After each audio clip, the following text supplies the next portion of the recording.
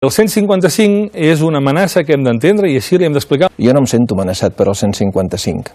Jo, per lo que em sento amenaçat és per un Parlament que declara unilateralment la independència, em sento amenaçat per un exgovern que el que fa és recolzar comitès de defensa de la República que pretenen directament prendre els carrers.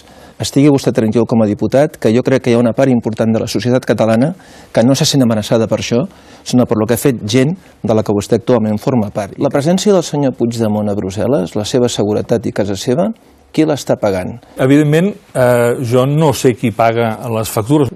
No faci aquesta cara d'estranyat. Home, no sé, vostè deu ser algú important del seu partit, sí, no? Home, però, per tant, hi ha Mossos de vacances allà protegint-lo, hi ha tota una estructura, això ho paga el poble de Catalunya a través del seu partit, ho paga ell de la seva butxaca perquè és ric, és una informació rellevant. Sí, és una informació rellevant que jo li he dit que no sé, ni tinc per què saber. Com que no? Vostè quin càrrec té dintre del partit del senyor Puigdemont? Per què l'haig de saber? Home, no sé, vostè és algú important, no, allà dintre? Quants dies ha passat vostè amb el senyor Puigdemont a Brussel·les i d'això no n'han parlat? És com difícil de creure. No ho sé. La segona pregunta. Quan vostè parla de democràcia, creu que tota la informació que ha sortit d'aquesta furgoneta que anava cap a la trituradora de Sant Adrià, que parla de persecució, de seguiments i d'informes sobre periodistes i sobre entitats cíviques, és també una forma de democràcia? Qui havia encarregat això?